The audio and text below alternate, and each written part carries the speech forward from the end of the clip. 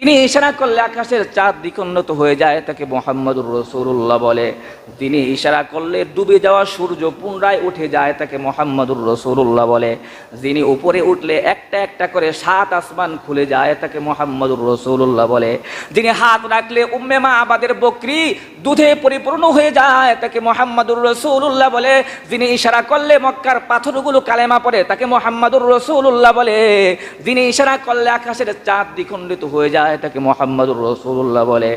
যার হাতের ইশারায় গুই সাপ পর্যন্ত কালেমা পড়ে, তাকে মুহাম্মাদুর রাসূলুল্লাহ বলে।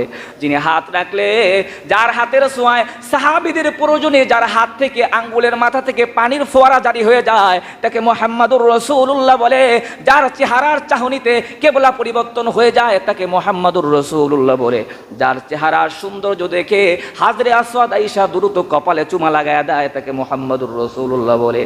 যিনি ইশারা করলে মক্কার অলিতে গলি পাথরগুলা কালেমা পড়তে থাকে, গাছ দৌড়ে আসে, তাকেই তো মুহাম্মাদুর রাসূলুল্লাহ বলে। যার চেহারার সৌন্দর্য দেখে পিপাসা মিটে যায়, তাকে মুহাম্মাদুর রাসূলুল্লাহ বলে।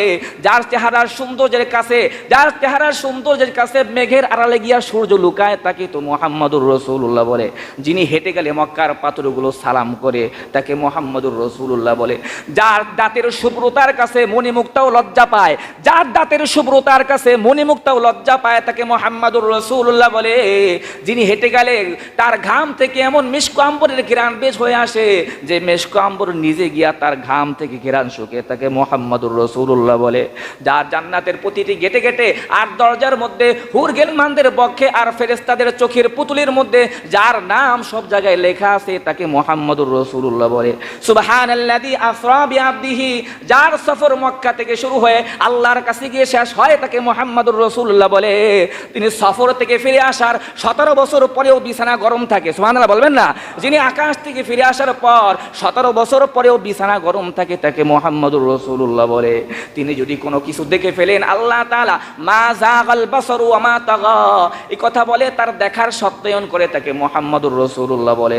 যিনি হেঁটে গেলে আল্লাহ তাআলা তার হাঁটার কসম করে, তাকে মুহাম্মাদুর রাসূলুল্লাহ বলে।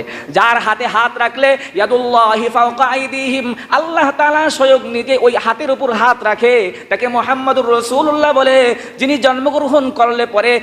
জন্মগ্রহণ করলে পরে আমিনার ঘর থেকে পারস্য পর্যন্ত আলোকিত হয়ে যায়, তাকেই তো মুহাম্মাদুর রাসূলুল্লাহ বলে। যার হাতের ইশারায় সব কিছু দুনিয়ার কুল কায়নাত আল্লাহ তাআলা নিজামকে পরিবর্তন করে দেয়, তাকে মুহাম্মাদুর রাসূলুল্লাহ বলে। শুধু তাই না, তিনি জন্মগ্রহণ করার পরে পারস্যের রাজপ্রাসাদের কম্পন শুরু হয়ে যায়, তাকে মুহাম্মাদুর রাসূলুল্লাহ বলে। যিনি জন্মগ্রহণ করার পর তার পায়ের নিচে কত সুন্দর সেটা দেখার জন্য জিবরাইল দুনিয়াতে আসে, তাকে মুহাম্মাদুর রাসূলুল্লাহ বলে। শুধু তাই নয়, আদম থেকে শুরু করে ঈসা নবী পর্যন্ত সকল নবীরা যার পিছনে এক ওয়াক্ত নামাজ পড়ার জন্য অপেক্ষা করে, তাকে মুহাম্মাদুর রাসূলুল্লাহ বলে। সুবহানাল্লাহ বলবেন না?